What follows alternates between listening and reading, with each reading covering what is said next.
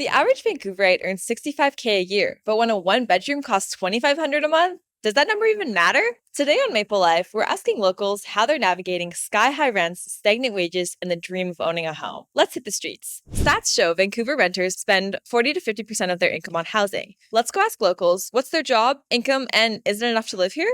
I'm a bartender, but I also work in acting. Work in the film industry. Okay. And so everything I make is contract based. So it's not like I make a set salary. And you can make anywhere from $1,200 to $1,800 a week. My first profession is technically a nursing student, but I bartend.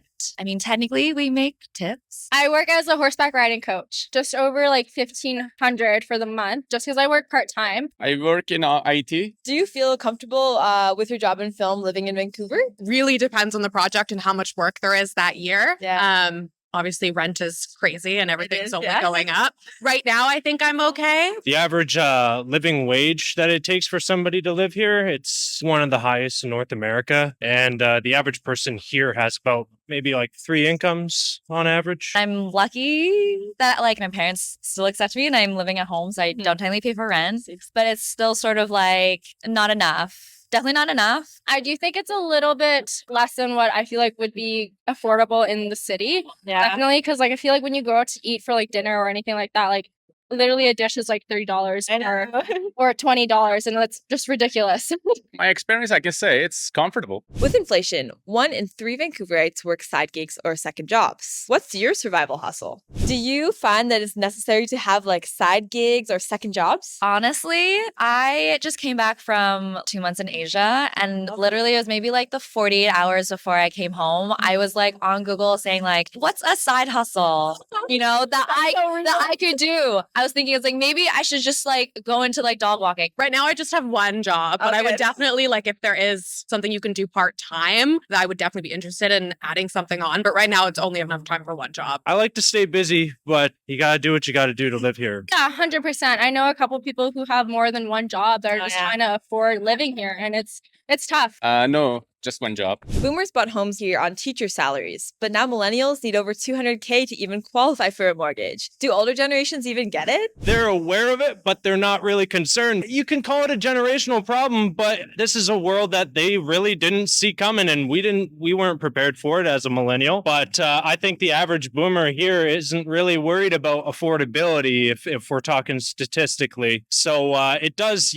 fall back on the backs of millennials and younger, hardworking people. I mean, I don't think anyone would unless you have a kid our age who's trying to, buy a house. I think back 40 years ago, people were able to rent and also save at the same time, whereas a lot of people in our position are just making rent and just making enough to survive.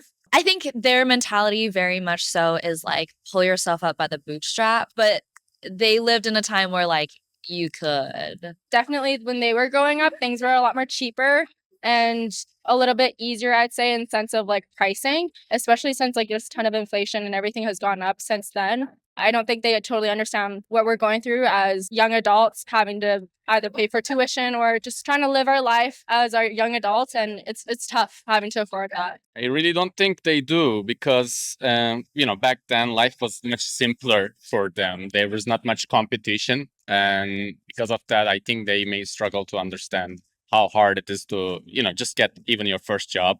Yeah. 2020s. In 2024, Metro Vancouver's living wage was $27.05 an hour, the minimum needed to afford basics like rent, food, and childcare. Let's go ask locals, does their income match what it takes to survive here? Totally not. It's a never-ending catch-up game, and I think that's the same with a lot of other people in Vancouver, especially when people come here and they're not like fully informed on like the balance that it takes, and sort of just the market here has been really congested. It's kind of like a hamster wheel situation most people find themselves in. I definitely think $27 an hour is not a livable wage, especially if you're a single person. I think most people are always trying to play catch up in this city. Yeah, unless you have extra financial help, it's very difficult to get ahead. I think it's even higher than that because I don't know. I feel like the rent here already is so expensive. Like for a 1 bedroom, it's already so much. And how are you supposed to like pay for rent and then have a social life on top of that and eat healthy on top of that too? Like it's a lot to ask for. I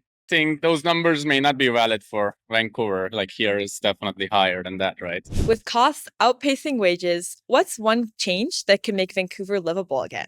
I think the people that we put in power, the people that we vote for, definitely have a hand in this. When it comes to taxes, when it comes to the housing market expanding, transportation and whatnot, I think we should be really focusing on definitely hold them accountable. I think it's a very nuanced and complicated issue. When you look at how people can get ahead, a lot of that is through property investment.